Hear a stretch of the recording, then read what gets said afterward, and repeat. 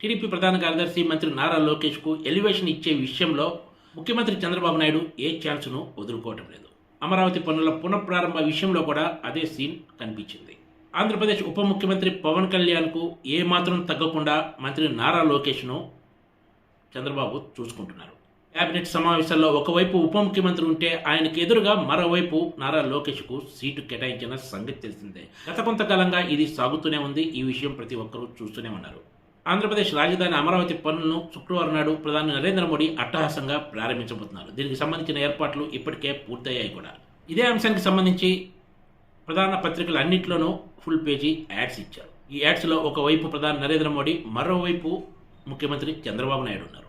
ఈ full page add టాప్లో ఒక పక్కన ఉప ముఖ్యమంత్రి పవన్ కళ్యాణ్, మరోవైపున మంత్రి నారా లోకేష్ ఉన్నారు. కానీ అమరావతి పనులను చూస్తున్న మున్సిపల్ శాఖ మంత్రి నారాయణ ఫోటోను మాత్రం మిస్ కొట్టారు.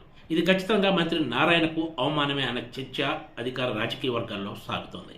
నారా లోకేష్ ఉప ముఖ్యమంత్రి కాకపోయినా కూడా ఉప ముఖ్యమంత్రి పవన్ కళ్యాణ్కు సమానంగా ఆయనకు ఈ యాడ్ ఫోటోలో చోటు కల్పించారు. గత కొన్ని రోజులుగా అమరావతి పునఃప్రారంభ పనులను పర్యవేక్షిస్తున్న, నిత్యం మానిటర్ చేస్తున్న మంత్రి నారాయణ ఫోటో మాత్రం ఇందులో చోటు కల్పించలేదు. మరో మాటలో చెప్పాలంటే ఉప ముఖ్యమంత్రి అనేది ఒక హోదా తప్ప ప్రోటోకాల్ పరంగా చూసుకుంటే మంత్రితో సమానమే. అలాంటప్పుడు ఉప ముఖ్యమంత్రి పవన్ కళ్యాణ్, మంత్రి లోకేష్లకు చోటు కల్పించి మంత్రి నారాయణను విస్మరించారంటే కావాలని చేశారనే చర్చ జరుగుతుంది. ముఖ్యమంత్రి చంద్రబాబు, నారాయణ మధ్య ఉన్న సంబంధాల దృష్ట్యా ఈ విషయంలో ఆయన ఎలా ఫీల్ అవుతారో తెలియదు, కానీ ఇది ఖచ్చితంగా మంత్రి నారాయణకు అవమానమని ఒక సీనియర్ అధికారి వ్యాఖ్యానించారు.